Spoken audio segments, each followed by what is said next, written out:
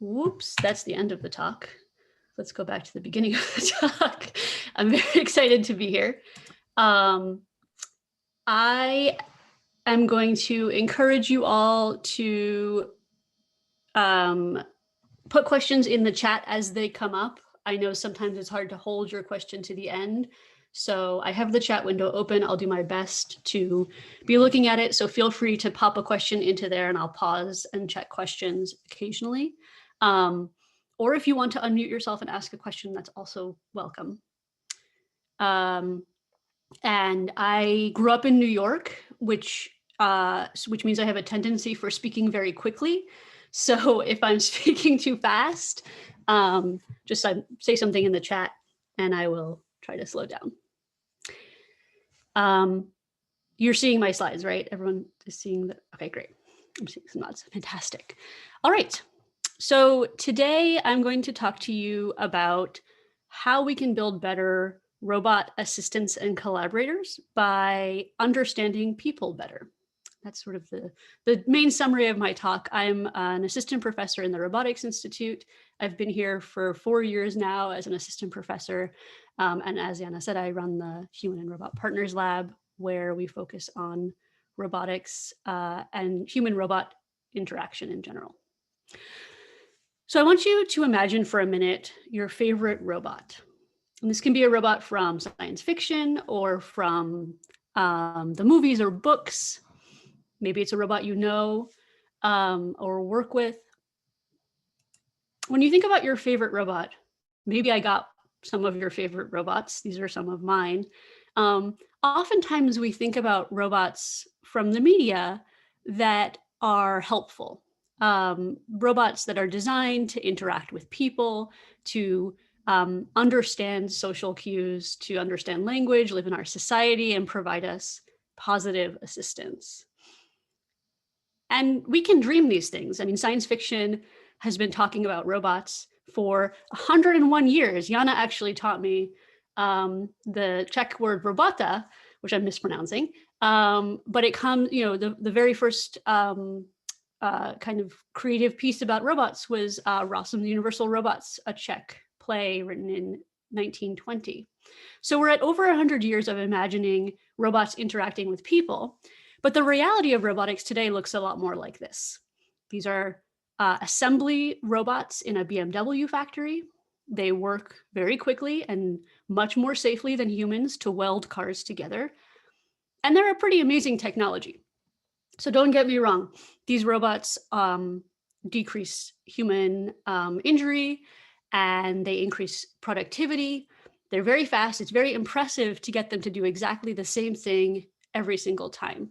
But what you'll notice in this picture is that there are no humans. And in fact, humans are specifically excluded from this kind of environment. There are fences. If you look closely, you can see the fences around the robots that keep humans out. In order to go and enter this space, there's a complicated shutdown procedure to make sure that all the robots are off. These robots aren't designed to work with people. And a lot of the robotics that we actually see out in the world today is not yet designed to integrate fully with human society. So what causes this gap? Right? Why do we have this gap between what we can imagine, which are robots that are fully integrated, and what we actually have, which are robots that need to be separated from humans?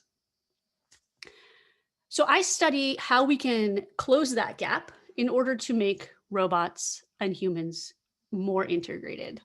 And what I argue is that in order for robots to actually be helpful for people, in order to close this gap, we need to understand a number of different things about how robots can help human beings. And in particular, in this talk, I'll focus on developing robots that determine what, when, and how the people around them need help. Only when robots are capable of doing this kind of reasoning will they be able to be integrated into our everyday lives and provide us with effective assistance. So in order to figure out what, when, and how people need help, we kind of need to understand the person. We need to understand this part of the equation. Now, what we really need to understand are the things that are going on inside the person's head. So people have goals, they have knowledge, they have intentions, the things that they plan to do. And the kind of assistance the robot provides depends on what's happening in people's heads, what their beliefs, desires, intentions, and other things are. This is a challenge because we can't actually directly observe what's happening inside people's heads, not in any practical way. Instead, what we get is the output of that, observations that are related to those latent states, which are the human behaviors.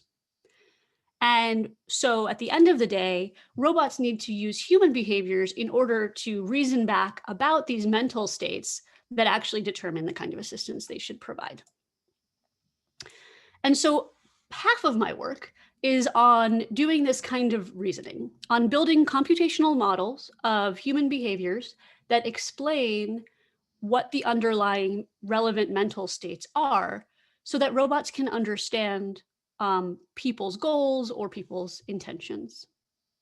The other half of my work is getting robots to respond to that. So once robots know what the behavior reveals about the human mental state, then they need to take some kind of action in order to address it. Or maybe they take no action, because the human doesn't need help. When I talk about human behaviors for the sake of this talk, I'm mostly speaking about nonverbal behaviors like eye gaze, body posture, and gesture. And when I talk about the responsive robot actions, I mean actions that are both collaborative or assistive. I make this distinction here. It's actually not super important for this talk, but there's a difference between robots that are meant to work side by side with people, that are collaborative, where they're sharing some element of their work, versus robots that are assistive, that are meant to be completely I want to say subordinate to the human, that are meant to simply provide help to the human in whatever they want to do, essentially. So I'm not sure you're all completely bought in on the importance of nonverbal behavior. So let me show you a quick video or do a quick exercise. This is the audience participation part of this talk. Let's do a quick exercise that shows you, hopefully that will prove to you how important nonverbal behaviors are in understanding the kinds of communication that people are providing. So I'm going to play you an audio clip, just sound, from this situation. This is a situation where a teacher is teaching a student how to play a board game. So the teacher is facing us in this photograph. She's teaching the student how to play this board game called Transamerica. It's a 30-second video clip, and I want you to listen to it. And I want you to think about what is the information that you're hearing in the language or reading on the screen because it's subtitled. What is that information that you're getting verbally that you're missing some part of because you don't have the nonverbal communication? So I'm going to play this video first, and then I'm going to show you the whole video with the nonverbals, and we'll be able to match it up. Are you fine with being like the green player? Yeah, green works. Okay, like I'm yellow. Okay. So basically, like these two things, they kind of keep track of your progress across the entire game. Okay. Okay. So I promised audience participation. In the chat, type in or raise your or unmute yourself, feel free. What are the things you saw that you had incomplete information for because you only had the verbal signal and not the video, not the nonverbal signal? Thing. Yes. Yeah, these things, these two things. Yeah, and in fact, yes. Ilaria in the chat typed the deictics, right? We don't have the pointing behaviors for these two things. So let's watch the video now and let's see what she meant. Are you fine with being like the green player? Yeah, green works. Okay, like I'm green. yellow. Okay. So basically, like these two things, they kind of keep track of your progress across the entire game. Okay. Okay, so now we see what two things she meant. She was touching, actually, not just pointing, but touching, which is a really interesting special case of pointing. The score markers These two things keep track of your progress. But we also saw other behaviors that we didn't even realize we were missing. One of the most interesting things to me about this clip is that after she says these two things, she says they keep track of your progress across the entire game. And she runs her hand over the score line, where she's kind of implicitly giving you the information that the progress in the game is managed by where you are along this score track. That's information that we didn't even know we were missing if we only had the verbal signal. Only by seeing the nonverbal signal can we understand that that information is even present in this example. It's the same thing where if I told you that I went up the staircase, what kind of staircase did I go up? Right? This is a spiral staircase. I didn't say spiral staircase. You all know it's a spiral staircase because you saw my hand spiral. And in fact, later, if I asked you what kind of staircase it was, you would probably say, I told you it was a spiral staircase, because in our brains, we don't distinguish between information that we got verbally and information that we got non-verbally. Okay, so hopefully now you're all on board with how critical nonverbal communication is in interactions between agents. And today I'm going to talk to you about the ways we use nonverbal communication to make robots better. My work spans a range of applications. I work in both physically and socially assistive robotics, as well as human-robot collaboration. We work with a number of different robots across the spectrum. But for the sake of specificity, I'm going to talk about two projects today. The first is going to discuss how we use eye gaze for assistive manipulation, which is a physically assistive project. The second is going to discuss how our work in developing assistive robot sidekicks for augmentative and alternative communication. And that's more of a socially assistive project. So let's dive right in to the eye gaze for assistive manipulation. Before we get into the science of eye gaze, we need to talk a little bit about the domain challenges. So on the screen, you see a picture of a man sitting in a wheelchair, and he has a robot arm attached to that wheelchair. For people who have severe upper motor impairment, sometimes robot assistance like this can be really useful for completing activities of daily living, like eating food or brushing your teeth. The robot, this is actually a commercial product. It's made by a company in Canada called Kinova Robotics. There are several hundred people worldwide that own one of these. If you have, $30,000, you too could own a Kinova robot to attach to your wheelchair. And the robot is designed to be teleoperated by the user. So in this picture, you can see that there's a joystick on the wheelchair, and the operator uses the joystick to move the robot. That is the wrong direction.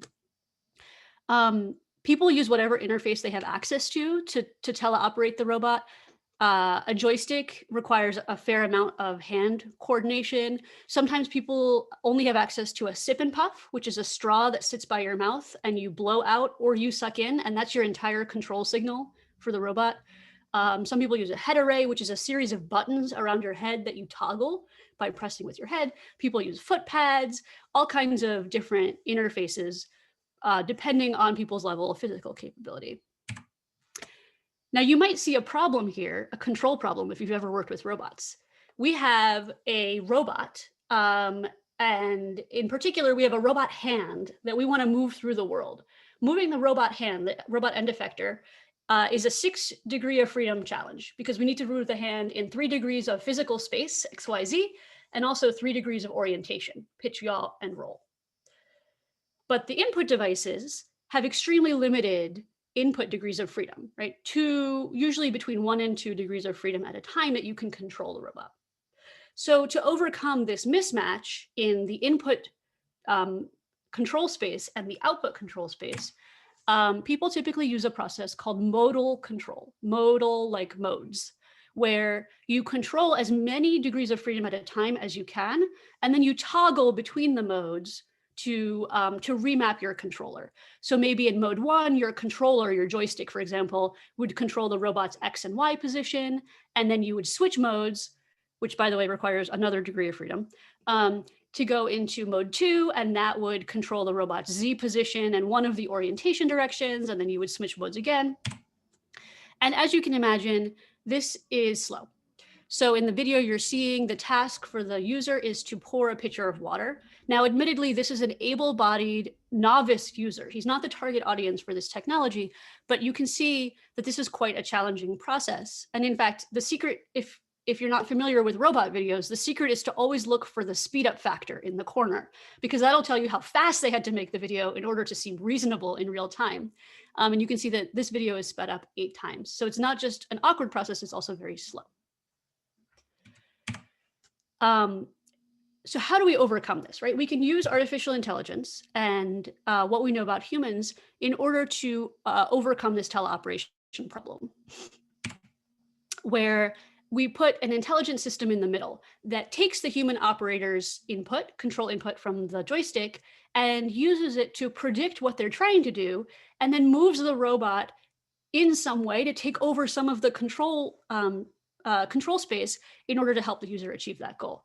So Demos, hi Demos, has a question in the chat. Is the sequence you switch between the different control modes predefined for each experiment? Yes, it is. It's a single sequence, mode 1, mode 2, mode 3. And in fact, that's how people use this robot in normal life, is they have a predefined sequence of modes. They have a little screen on the wheelchair that that tells them what mode they're in, and experts get very, very good at knowing, kind of intuiting what mode they're in and switching between them. But yeah, it's typically it's a single toggle because that uses the fewest extra degrees of freedom. Yeah, thank you. So the question is, how do we make the robot smart? Right, so the human doesn't have to do all the work. How do we get the robot to do some of the work for us? And that's the idea behind shared autonomy. So in shared autonomy, and this is a framework that was suggested by Javdani and my postdoc advisor, Sid Srinivasa and Drew Bagnell in 2015.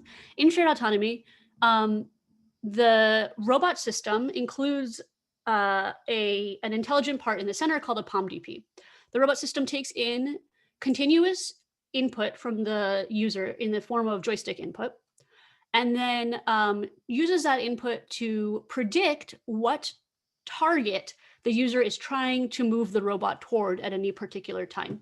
So the system has a notion of discrete possible targets, and it maintains a probability distribution over those targets. Its belief that that is the target goal for the person. So if you have 3 targets, the system would say with 30% likelihood, this is the goal, and with 50% likelihood, that's the goal, and so on.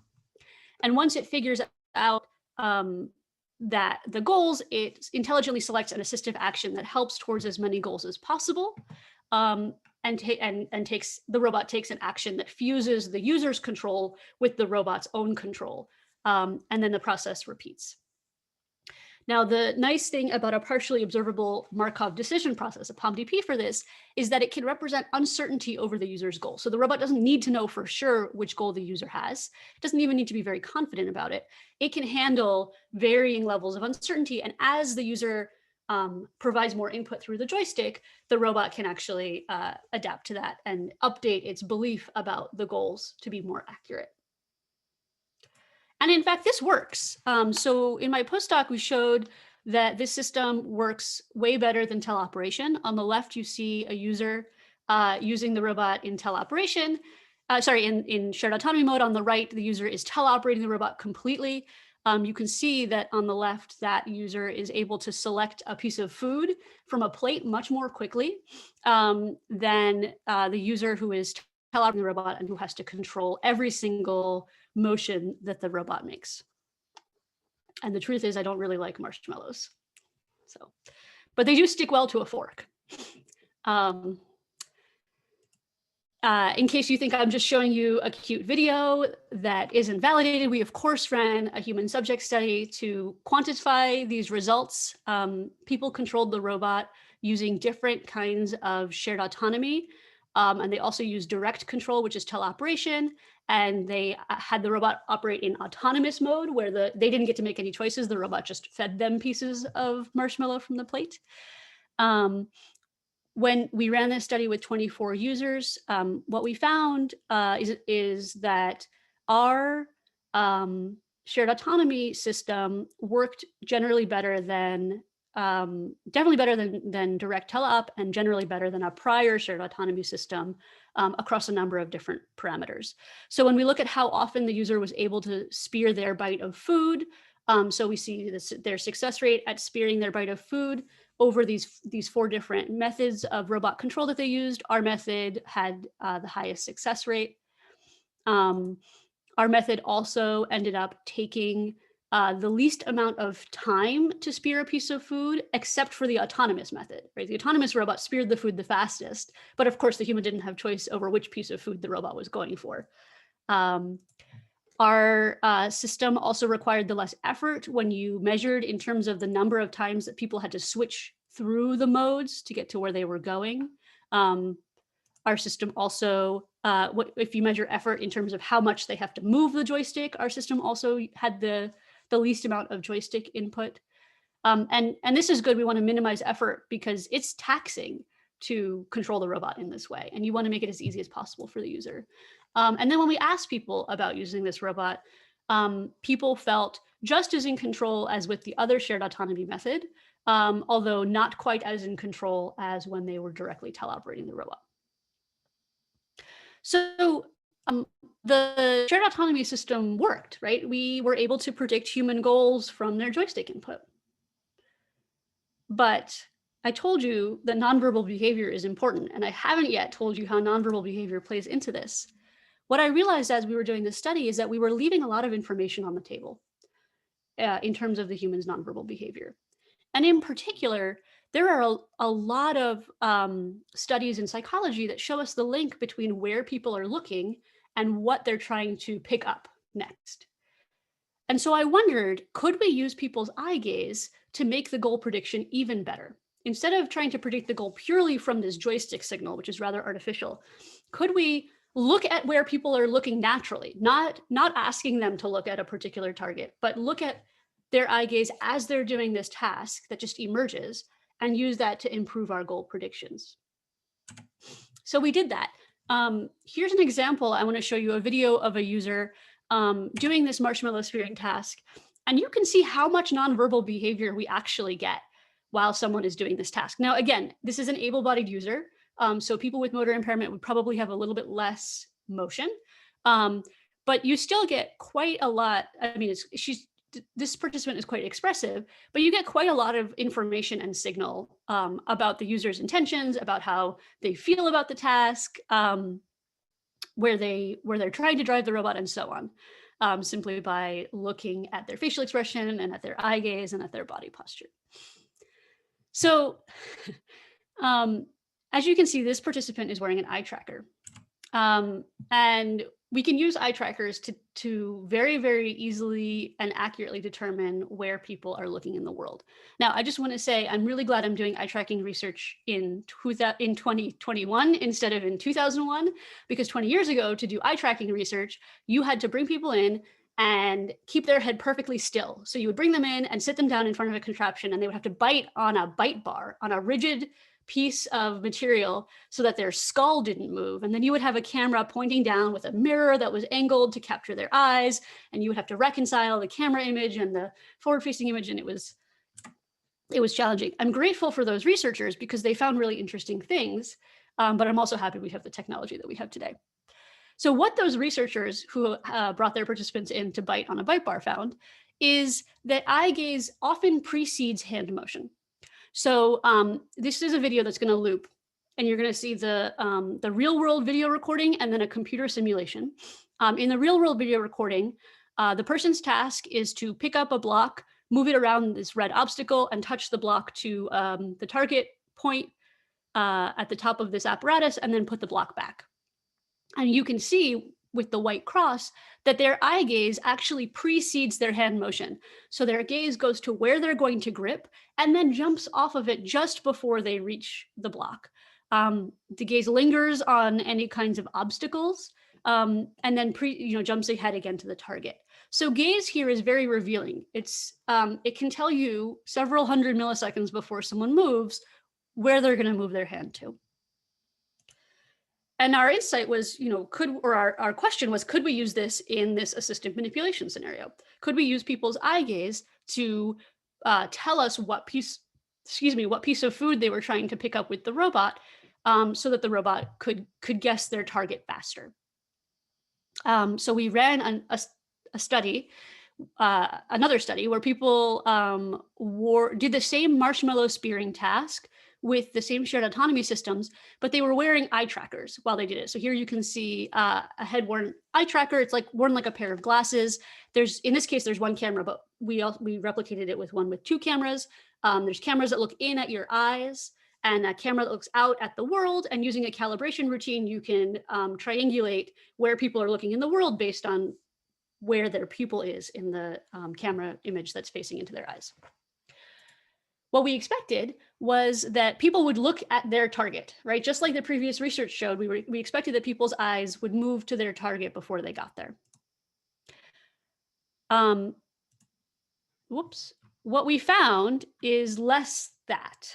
So what we found is that in general, when people were doing this task, their eyes stayed on the end effector. In retrospect, this is not terribly surprising. The end effector is what they were controlling. So it, in some sense, is their target. But only very briefly did people's eyes move down to one of the pieces of food on the plate. And for the most part, they focused on the robot's hand and what they were doing with the robot's hand. So we were not as successful we were not as successful, or we didn't have as rich or as clean data as we expected, which is usually the case in human-robot interaction. But we do have work in submission now that shows that eye gaze is still effective at predicting the target, even in these brief glances. Something else that's interesting that we found, and I'm going to play this video again, but I'm going to play the whole thing now. Something else interesting that we found is that eye gaze doesn't just reveal what people want to pick up, it also reveals when they start to have trouble. So right now, the participant is doing fine, and they're able to move the robot hand in the way they want.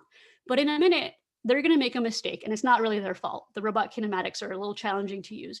And the robot elbow is going to drop below the level of the hand. And now you see that the person's eye gaze has completely changed. They basically stop looking at the plate at all and start looking at the robot elbow, right? The part of the robot that is causing them distress here, that they know they have to get out of the way before they can continue with their task. And when we look at this, at the patterns that emerge, we can see this anomaly emerge where they stop looking at the target objects and start looking at other parts of the scene we don't expect them to. And so what we saw is that this eye gaze can reveal not just the target, but also when people need the robot's assistance, when they're having difficulty with teleoperation. There's a question in the chat. Does the gaze, where the user looks at the robot rather than the target, change with time? Yes, as users become more used to interacting with the system. Yes, absolutely. In the sense that that's my intuition, and we have not experimentally validated it yet. We do have plans, actually we had plans before COVID hit, to bring in users to the lab to become experts in using the system and measure their gaze over weeks and weeks of training to see if we could back out expertise from the eye gaze. My intuition is yes, from having interacted with one expert user of this robot system, that their eye gaze would change. And that leads to some interesting questions, right? Like now we need to add learning to this system because the gaze, the intent predictor now needs to take into account the user's personalized model of gaze based on how expert they are. So yeah, that presents some interesting challenges, but that's a great question. Thank you. Some other things we could find with eye gaze that we didn't expect to find is eye gaze can tell us when this is another example basically of the same thing, when there are kinematic failures with the robot. So when someone is not operating the robot in the way that they want to be, like here. Here again, the user is struggling to get the robot elbow out of the way. This happened a lot. And also when the end effector was actually occluded. So one of the big challenges in this work is, or in using this robot, is that if you can't see the robot hand, you can't control it very effectively. We could also tell end effector occlusion from eye gaze. So in short, what we're finding is that it's not just about what goal people have. that we can use nonverbal behavior together with shared autonomy to find out also when the robot should assist. And my goal is to develop a system that closes this loop. So the robot monitors eye gaze while people are doing this task and raises the level of shared autonomy assistance when people show that they're needing help through their natural behaviors, and reduces the level of assistance when people are in control and doing the task just fine. And that maximizes the amount of time that people have control of the system while making it so that they don't explicitly have to ask for help and turn on the assistance when they need it.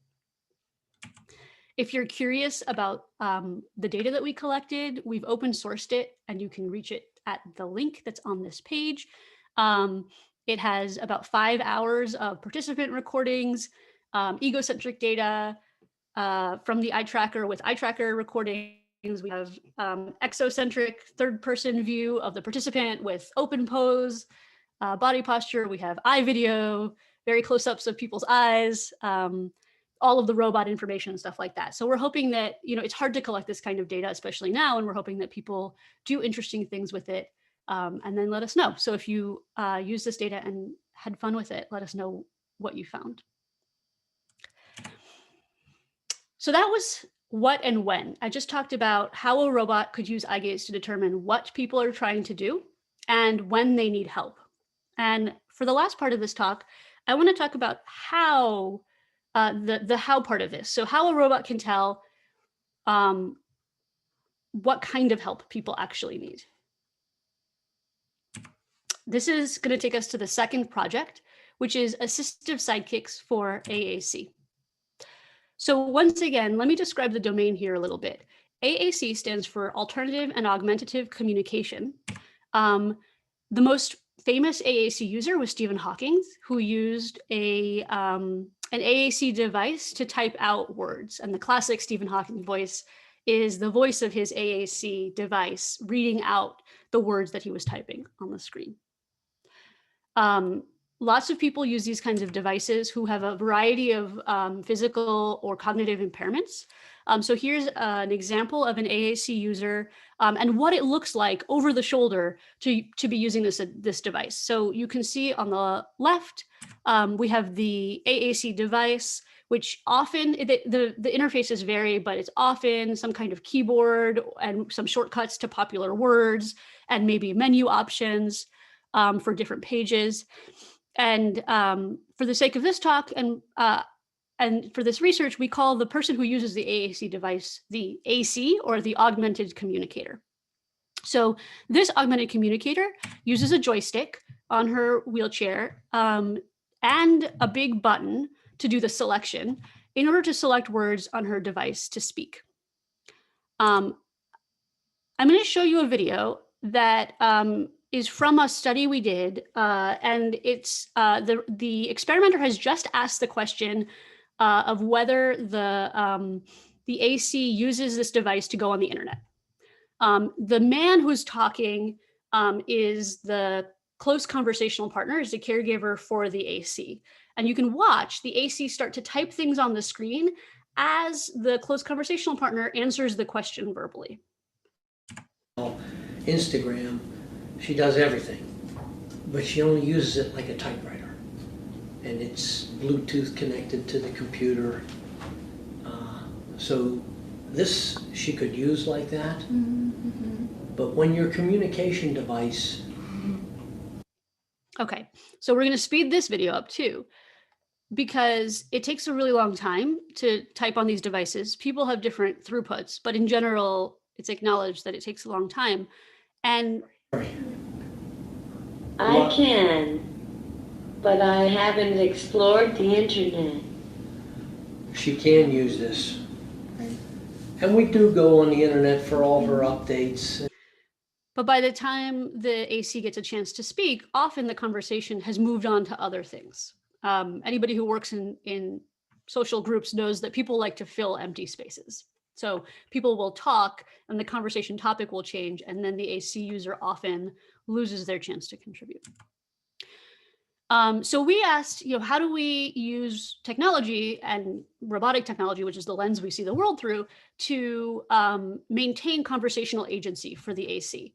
how do we get this augmented communicator to be able to participate when and how she wants using technology?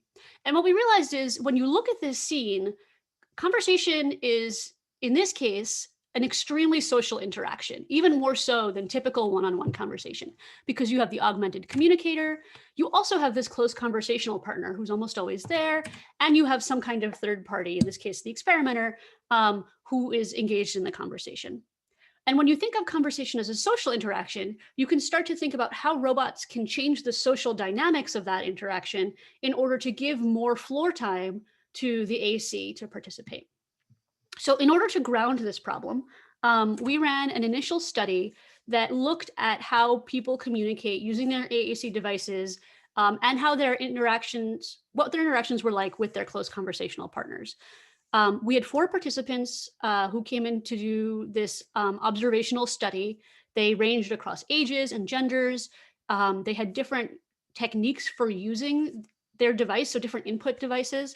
And you can see in the word per minute column that their throughput was very, very different. So some people were typing at 22 words per minute, while others were only producing about 3 words per minute. And they had different partners as well, which will come up in a minute.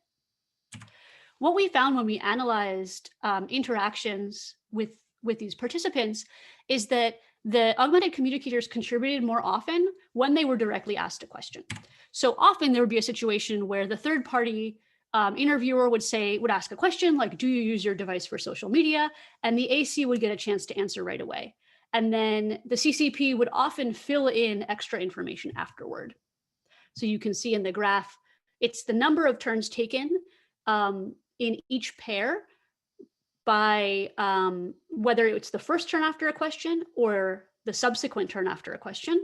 And the color of the bar represents who took that turn. So you can see that the AC took the first turn more often than subsequent turns in every conversation. And I'll explain why. Basically in P3 and P4, the AC was the only person that talked and the CCP didn't talk at all. But ACs contribute immediately after they're addressed. We also saw that when the CCPs were involved, sometimes their involvement was great and could augment communication, but sometimes it led to missed opportunities. So here in this conversation, the third party asks, how long have you been using the Series 5? And the CCP reemphasizes the question, and the AC starts to type. And then the CCP kind of goes off on a tangent and starts explaining things for a long time. And that question is over. And so the third party asks a new question. Do you use your device every day? And then the AC, who has not yet had a chance to answer the previous question, erases their message. And this to me is heartbreaking because not only has the AC not had a chance to participate, but they also put in the effort and then had to back out. Finally, we found that the interaction between the AC and the CCP was really informative in dictating how they interacted with each other. So when the CCP was very, very close, like a parent, there was a lot more use of nonverbal interactions. So gestures, vocalizations. Gestures include things like blinking, as well as nodding. When the CCP was a paid aid, so less socially close to the AC, they almost never used gestures to interact. So this led to our research insight. Could we use a robot to help recapture some of these nonverbal communications that the CCP is taking charge of in order to let the AC interact independently of the CCP? So basically, could we make a robot that both recognizes the AC's nonverbal gestures and understands what they mean, but also uses its own nonverbal gestures to help control the dynamics of the conversation? There's precedence for this in HRI. We know from prior research that robots can hold the conversational floor or redirect people's attention in different ways using just nonverbal behavior. And so we are working toward a robot that can do the same thing.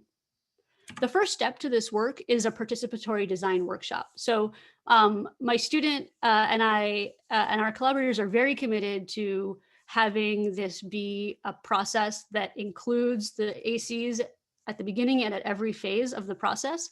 And so we ran a participatory design workshop to understand what ACs would benefit from the most. And the workshop had several phases that involved brainstorming and ideating different kinds of robot morphologies and different robot actions that could support the AC's conversation in various ways. And we also invited puppeteers to the workshop because puppeteers are experts in physical nonverbal communication. And so we brought puppeteers and AC users and CCPs together. We had two ACs, two CCPs, and 3 puppeteers. And they came up with a variety of different robots, robot prototypes, not actual robots, robot prototypes that could express different things that ACs wanted in conversation. So I'm going to play a video and I'll let my student tell you what some of these actions looked like that with the puppeteers showing them off. Co-designing socially assistive sidekicks for motion-based AAC. In the third enacting part of our workshop, puppeteers improvised possible nonverbal behaviors for assistive robotic sidekicks. Behaviors in the workshop were a combination of motions that addressed attention, precision, and timing needs. Example, behaviors to invite the conversation partner to look at the AAC device. Behavior 1, imitate me. The puppeteers used Tammy's prototype to look at another puppeteer and then establish joint attention with the AAC device screen. Behavior 2, swirly look. Tammy's prototype is used to swirl around to call for attention and then point to the AAC device screen. Behavior 3, inviting arm. A puppeteer uses her arm to lure in another participant to look at the AAC device screen. So those were some examples of one of the different actions that puppeteers came up with, the puppeteers and ACs came up with for one task, which was getting a third party to look at the AAC device screen. And what we found is that there were a number of tasks that our participants imagined robots could help with, including filling the silence gap while they were typing, indicating that the AC wanted to take a speaking turn and that people should wait to hold the conversational floor, softening a message, which was one that I didn't expect. So sometimes the AAC device, when it reads out the message, it sounds very rigid and hard. So people wanted nonverbal behavior to make the device, to make the statement a little bit softer or gentler. And then what you saw, inviting a partner to look at the screen. So this work is going to be published at this year's HRI conference. And we are, right now, my student is working closely with one of the ACs to finalize a prototype, like a functional prototype for him that he's been using at home and on Zoom calls that does some of these tasks that he wanted. So stay tuned for that. So that was the how people need help. How would users like a robot to provide assistance in different ways? So to bring you back to the main idea of this talk, the premise of this is that for robots to be effective collaborators and assistants, they need to understand these things. They need to be able to tell what, when, and how people want assistance. And we can do that by looking at the nonverbal communication that people exhibit, because that's very informative and very tightly linked to the tasks that people are doing. None of this work happens, obviously, without my absolutely incredible students and collaborators, and I'm incredibly lucky that I get to work with these people who did all of the hard stuff here that I got to tell you about today. And I just want to leave you with this thought, that in order for robots to be good collaborators and assistants, they need to understand how human behaviors indicate the what, when, and how of when people need help. Thank you.